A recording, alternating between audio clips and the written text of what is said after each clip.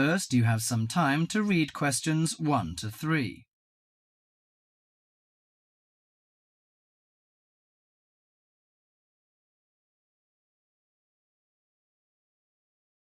Now listen to the conversation and answer questions 1 to 3.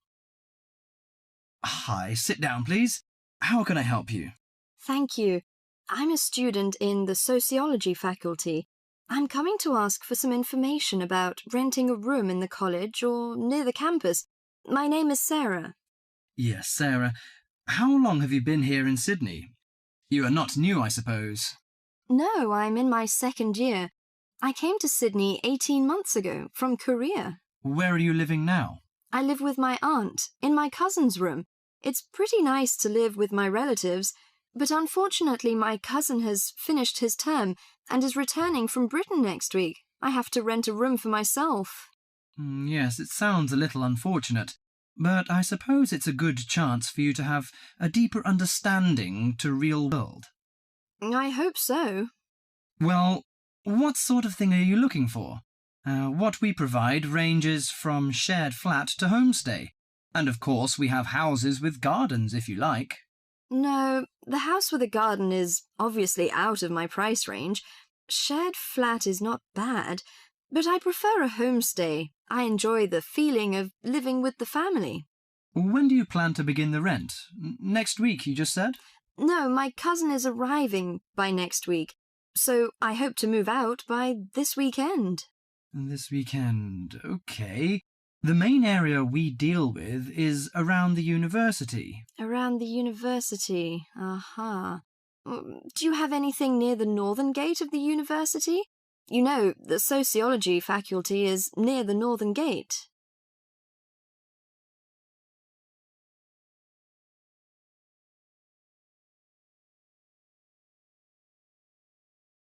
Before you hear the rest of the conversation, you have some time to look at questions 4 to 10.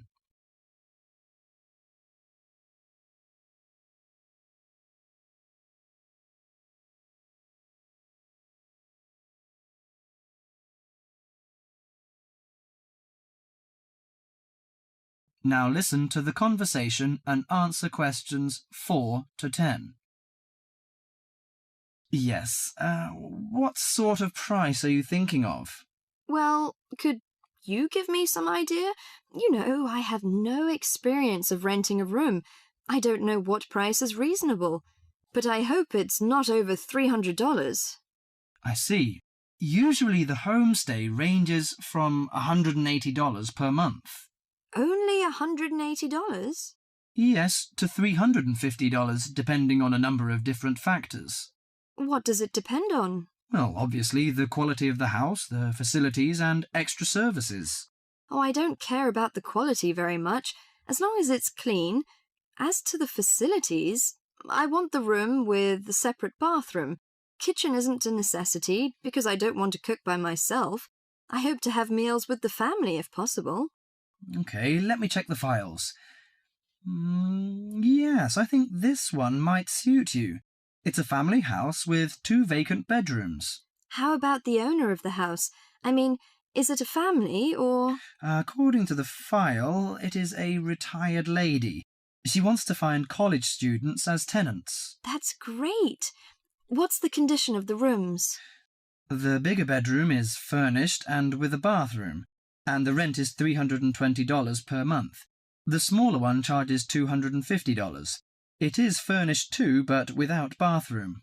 Oh, $320.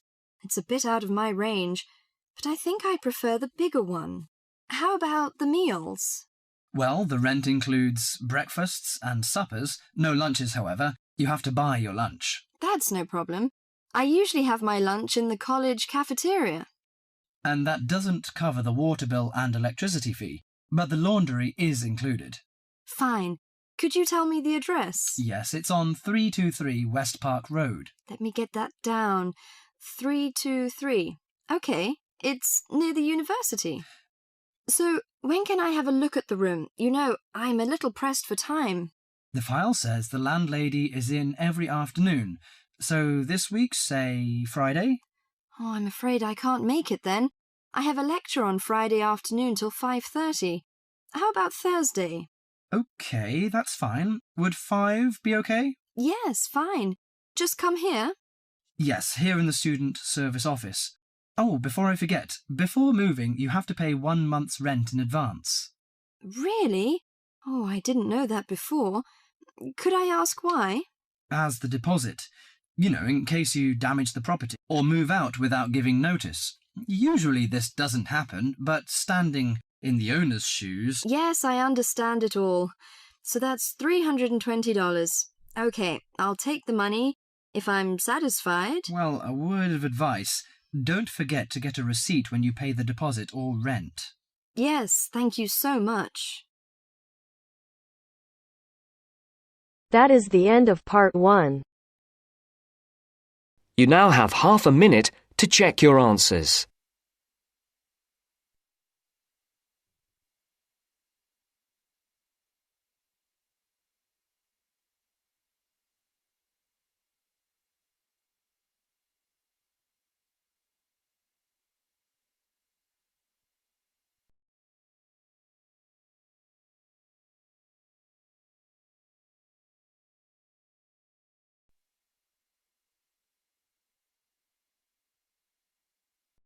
Now turns to part 2.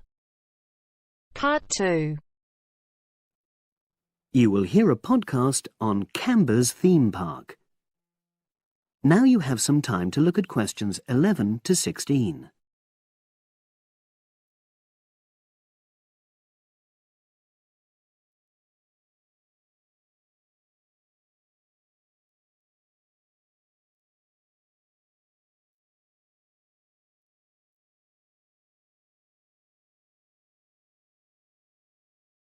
Now listen and answer questions 11 to 16. Welcome to Canberra's Park podcast. In the next few minutes, I'll tell you a little about the park and the amazing things we have to offer. We like to think that Canberra's offers more than other theme parks. Like them, we have a variety of exciting rides for people of all ages, but Canberra's also places strong emphasis on the educational experience for its visitors. Not boring facts, but lots of interactive exhibits. Although it's mainly an outdoor experience, we do have some indoor activities if the weather gets too dreadful. The park's got a lovely, well-established feel, set in 80 acres of beautiful countryside, about 3 miles south of the tourist resort of Dulchester. The park was set up in 1997 by the Canberra family, but then taken over by new owners in 2004, who have maintained the original vision of the Canberras. It has lots of old trees, hundreds of flower beds, and a gorgeous lake. Canberra's has over 45 different rides, exhibits, and arcades. All but one of these is free once you've paid your entrance fee. We charge a small fee for our newest ride to reduce the length of the queues. You don't pay anything for parking. A family ticket for a family of 4 works out at about £8 per person, which is amazing value. Full details of current prices are shown on our website, along with full details of rides, etc., and directions for getting to us. We also have a number of special offers. For example, if you live locally, why not join our Adventurers Club, which entitles you to 50% off ticket prices all year round, and a special lane for all rides and exhibits, which means you don't have to wait to get into any part of the park. See the Offers tab on the website. We've recently added a number of new exhibits to the park, and we're particularly proud of our Future Farm Zone, which houses over 20 different species of animals, from chipmunks to dairy cows. The emphasis is on getting near to the animals. All of them can be petted, and you can buy food for feeding the animals. Many of our younger visitors say that this is the high point of their visit. And speaking of food, Don't let the animals have all the fun. We have a total of 7 different catering outlets on the site. We're open 10 to 5:30 all year round, and cold drinks and snacks can be bought at any time during opening hours. And hot food is available most of the day in the Hungry Horse Cafe from 11 until 5, just half an hour before closing time. Now you have some time to look at questions 17 to 20.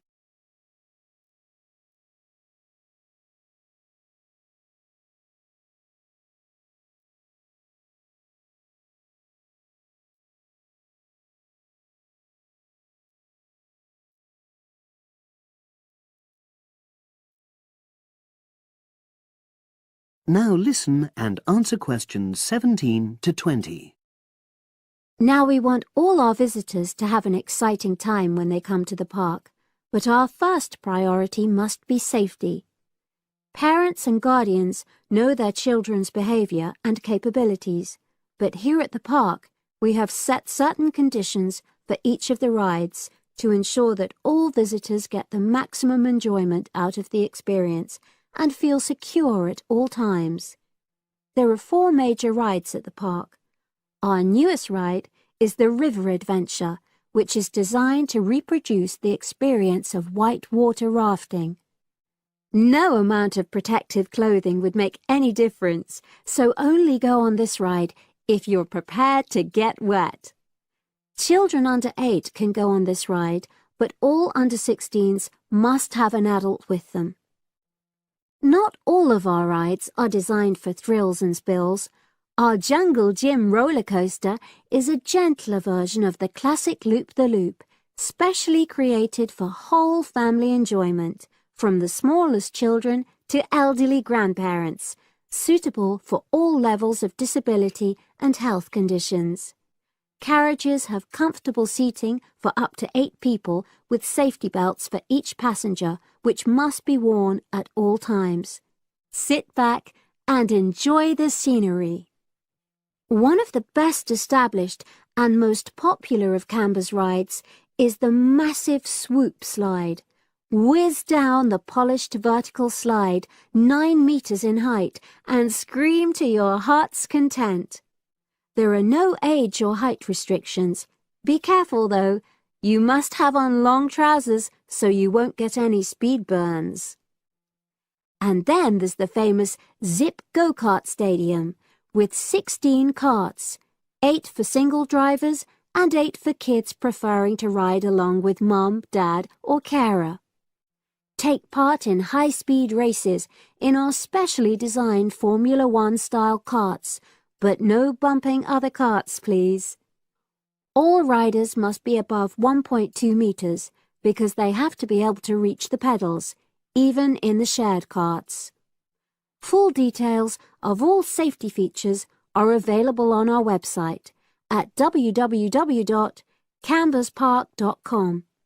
So come and make a day of it at Canberra's Theme Park.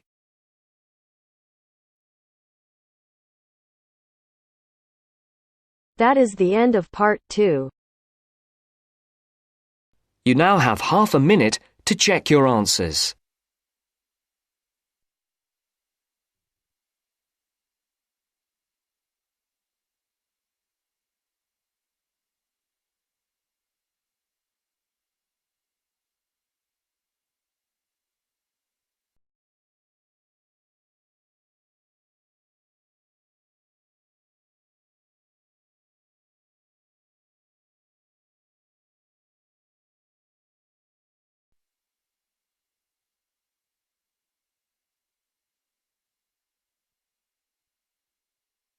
Section 3. You will hear 2 business studies students discussing a presentation they'll do on an article on working effectively in groups. First, you have some time to look at questions 21 to 26.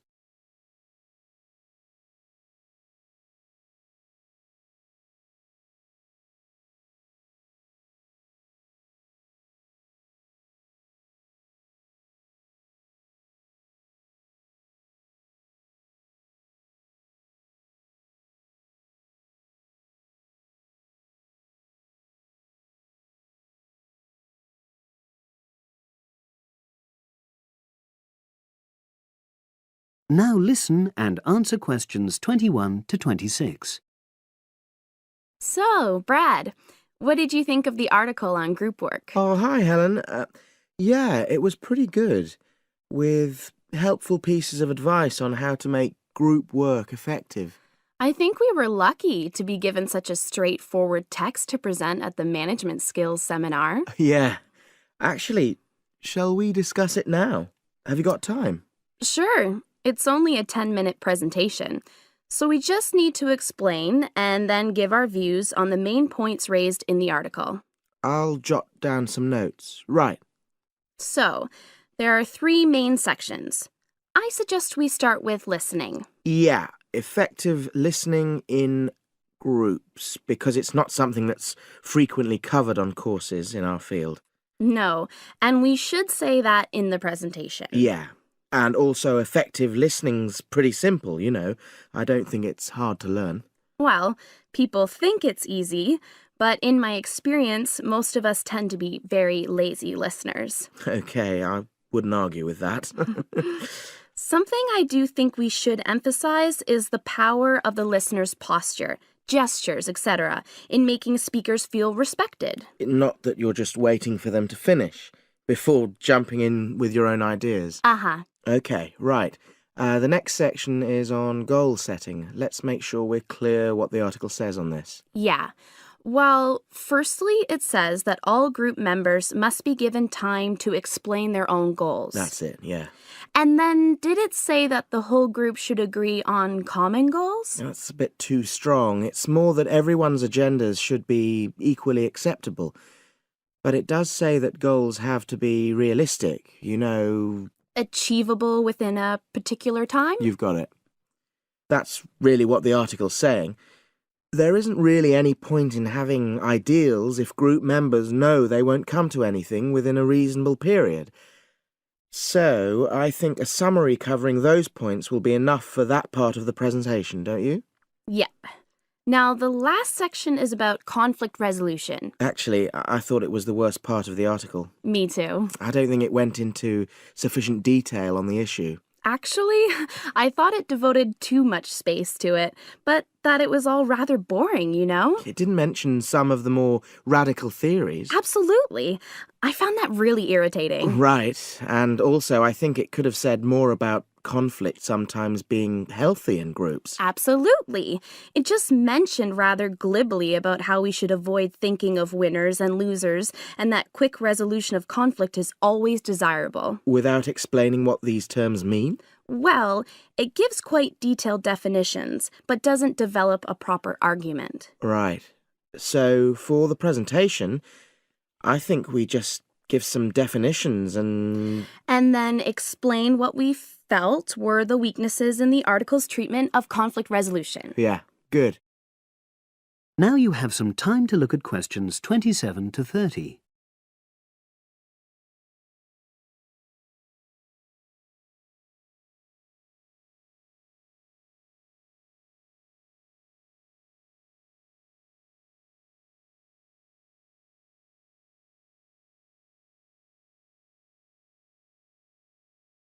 Now listen and answer questions 27 to 30. So, let's think about what we have to prepare for the actual presentation. Well, I suppose we'll use PowerPoint, but I'm hopeless at using it, especially if it has any visuals. I really have to look into doing a course on it because I know I'll need it in the future. Don't worry, I'm quite happy using PowerPoint and I'll put it together when everything else is ready. That's a relief. But yes, do that later. Okay. Now, I heard the tutor saying we have to include some well-chosen quotations from the article. I'm not sure if we do. I'll email him to find out. No need, I can just have a look at the specs he gave us when he set the task. That'll be quicker. But the tutor definitely said we have to prepare a handout to go with the talk. I'm not really sure how we do that. Sarah did one last year. Who's she? She's doing the same option as me in marketing. I'll ask her advice on what to include. Great. So that just leaves the bibliography at the end. I suppose it'll mainly be articles. Yeah. So we'll just look on the web, and we can leave that till later. But we've been advised against that? Well, we could have a look through some journals in the library. I think we should start by looking through module handbooks. I think that'll give us some good leads. Yeah, you're probably right. So, that's all the topics. That is the end of section 3.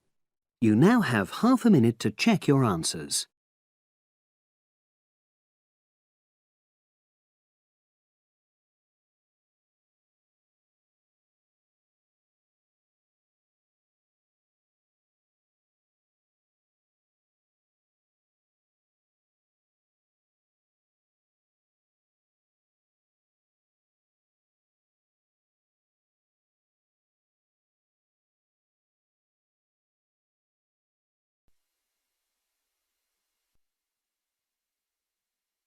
Now turns to part 4. Part 4. You will hear part of a lecture about a place called Cuba Pedy. Listen carefully and answer questions 31 to 36.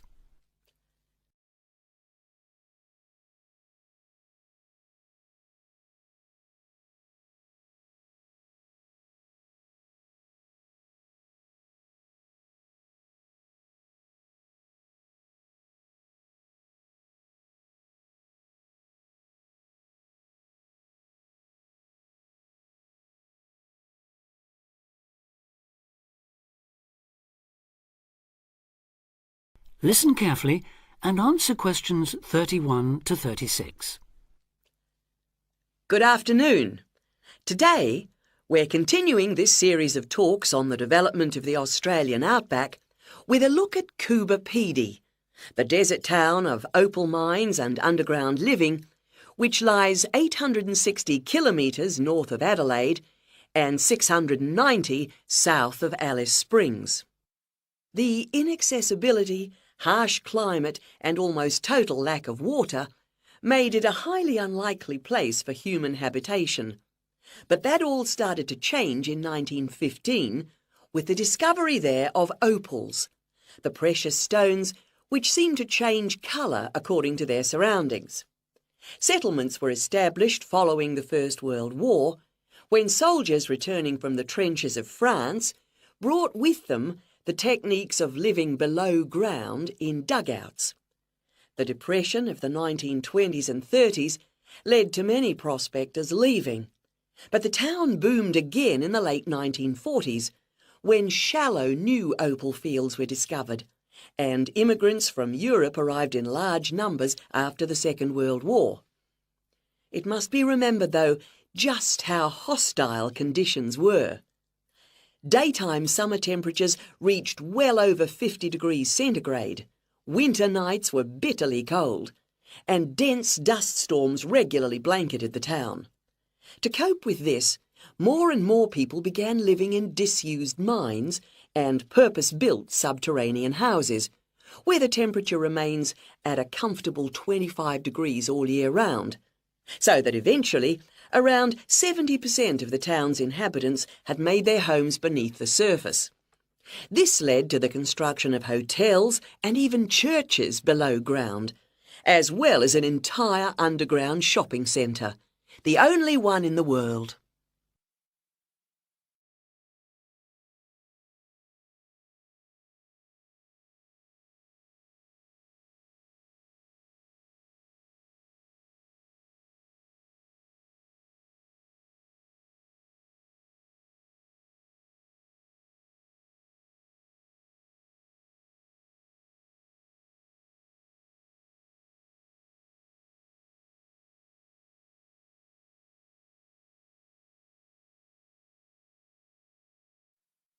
Now answer questions 37 to 40. Perhaps not surprisingly, this has now led to the emergence of a secondary industry, tourism. Increasing numbers of visitors come to see the tunnels and the caves with their ventilation shafts, the weird machines lying about in the town, and, just beyond it in the scorched red desert, the conical hills thrown up by the world's biggest opal mines.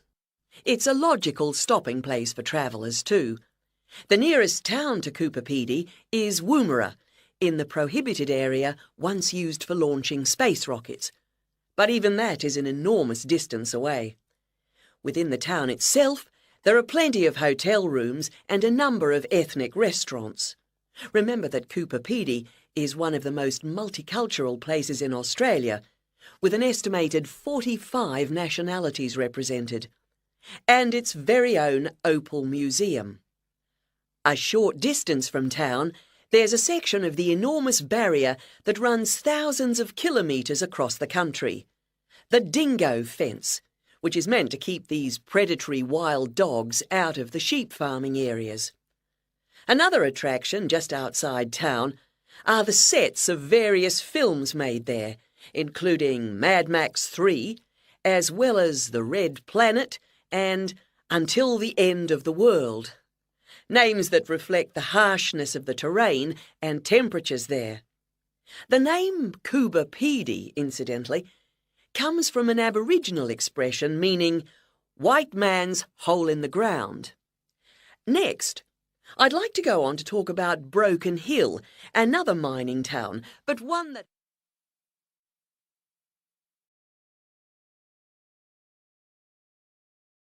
That is the end of part 4.